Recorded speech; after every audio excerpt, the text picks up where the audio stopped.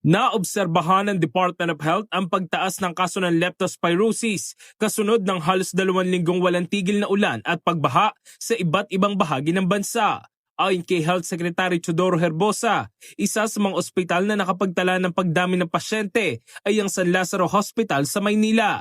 Paliwanag ni Dr. Ron Jean Solante, maaaring mataas ang bacterial load ng mga baha kaya maaga lumilitaw ang sintomas ng sakit. Ang leptospirosis ay nakukuha sa kontaminadong baha na pumapasok sa katawan sa pamamagitan ng sugat o mucous membranes. Maaari itong magdulot ng seryosong komplikasyon tulad ng liver at kidney failure kung hindi agad magagamot.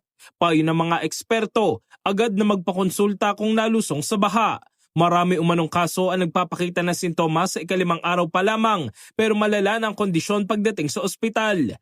Tiniyak naman ng DOH ang sapat na supply ng gamot at presensya ng mga health workers sa mga evacuation centers. Nasa 31 million pesos na halaga na ng emergency medicines na naipamahagi at may 180 million pesos pa na nakapreposition sa mga regional offices para sa agarang deployment.